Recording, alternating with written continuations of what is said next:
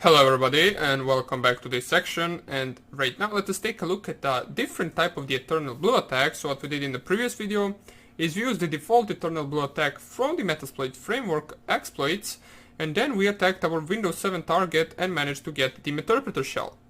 Now what we're going to do is we're going to take a look at a version of the Eternal Blue attack which right after the exploit injects a DLL into the target. So this module basically exploits a vulnerability on the SMB version 1 and SMB version 2 protocols, the same as Eternal Blue, or basically through the Eternal Blue. And after that, since the exploit is called Eternal Blue Doublepulsar, the Doublepulsar is used to inject remotely a malicious DLL. It will generate based on your payload selection whether you're attacking a 64-bit or 32-bit target. You can basically use this module to compromise a host remotely without having target authenticate or the target have any kind of a user interaction with the actual malware or with the actual PC.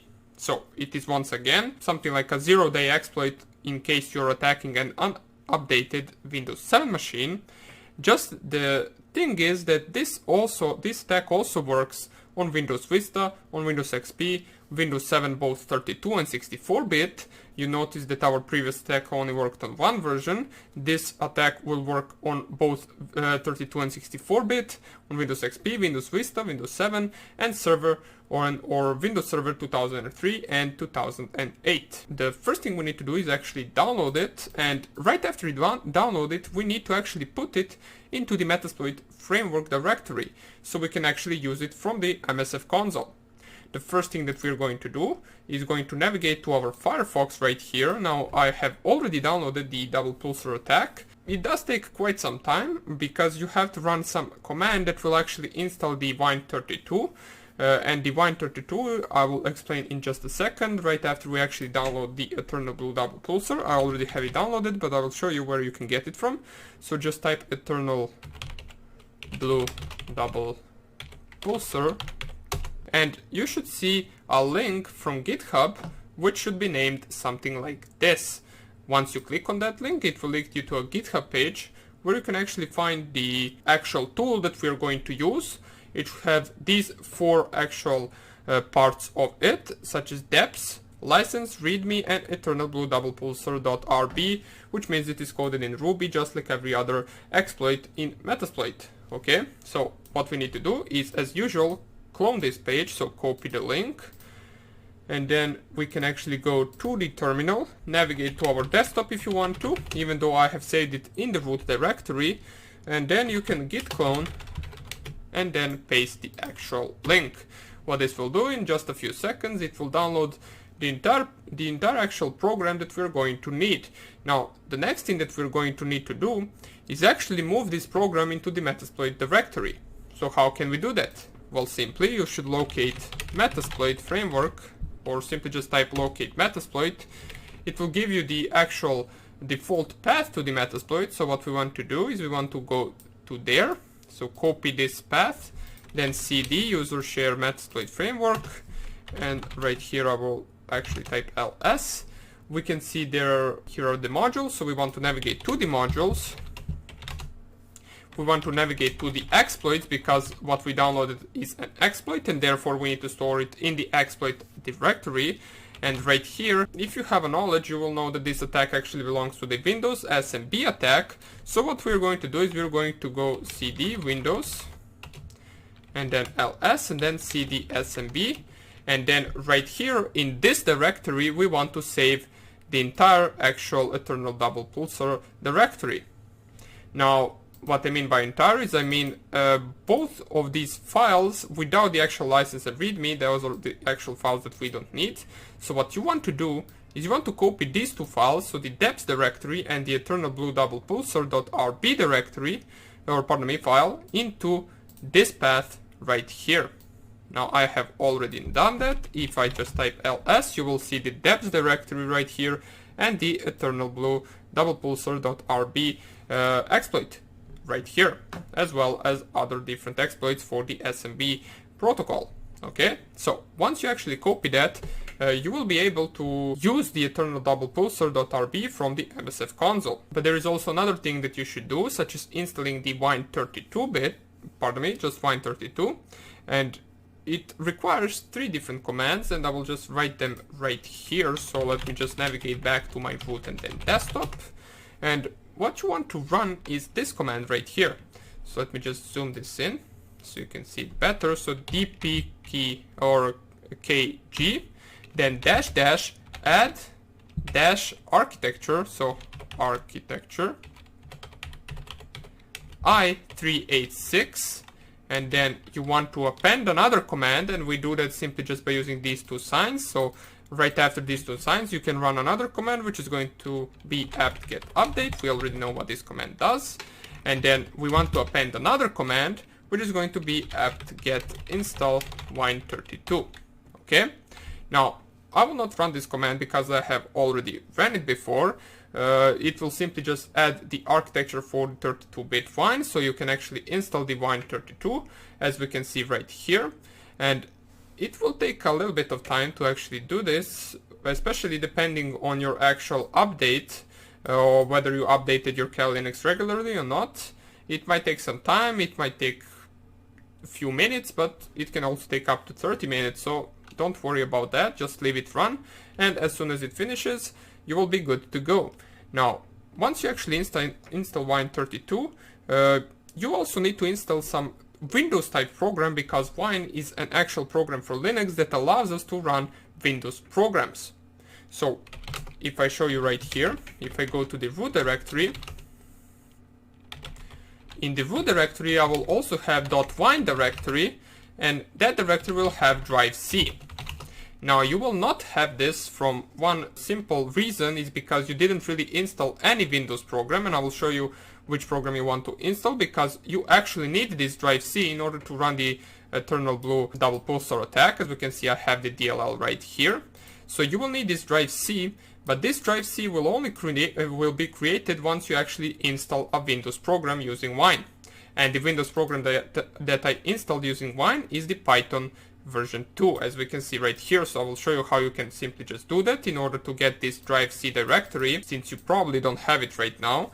What you want to do is you want to navigate to the actual Firefox, and right here in the Google search bar you want to type https colon / and then www.python.org / then you want to go to downloads / and then release / python -2714. Click here enter. It will lead you to this page where you want to navigate all the way down to the Windows x86 MSI installer. Click on it, and it will ask you whether you want to save the file. You click here simply on save, and you will see right here that it will actually download the file right here. It will store it in the actual downloads directory, and you can see that I actually have 2 same files because I already installed Python previously. I'm just showing you right now how you can install it. Once you actually open up your downloads directory, you want to open it in terminal. As we can see right here, just right click on the downloads directory and open in terminal. It will by default go to the downloads directory, and you want to run a simple command, which is simply wine msi exec, then /i, and then python 2.7.14, and then .msi or whatever the name of your actual file is. You want to run this command. It will lead you through a simple installation of Python, and once you finish that, since I will not run this because I already installed it, you should not have any problem. If you do, make sure to post in the actual comment section. If you don't run into any kind of a problem, it should finish without any errors, and you should have Python 2 installed in the drive C, as you see right here. So the directory that you want to change as soon as you install Python is cd root.wine, so root and then / and then dot and then wine and then /drive C. And right here, if you type ls, you should have these programs right here. You should not have Eternal Blue yet or Eternal DLL yet, but right now you're good to go, and we can run the actual attack. So let me navigate to the actual root directory and then desktop. Right here I will open up the MSF console. I will wait for a few seconds so it can actually open up.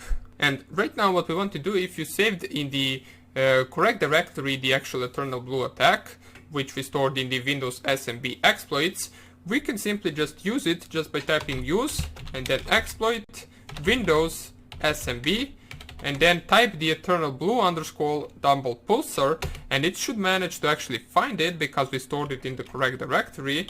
Once you do that, we can simply just type show options, and what you will notice is that options are a little bit different than in the eternal blue attacks. There are some other options that we need to specify right here, such as for example the wind path, the process inject, the target architecture, and the path to the Doublepulsar and the eternal blue.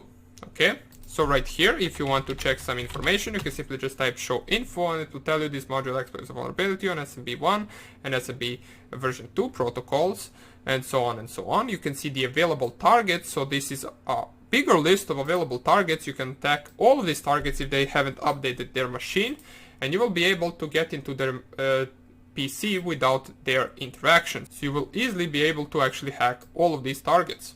So right now, let me clear the screen and show options once again. I will set the rhost to be my IP address, which is 192.168.1.6. You can simply just check it out with ifconfig. So set rhosts 192.168.1.6. We will leave the R port to be 445. Now, depending on the Windows 7 that you have installed on your virtual machine, or that you basically have as a normal machine or a laptop, you want to set whether it is a x86 or a 32-bit or a 64-bit actual target. Now in my case, my Windows 7 is a 64-bit, therefore I will just simply type set target architecture x64. Okay, now I will show options once again, and we can see this is already set.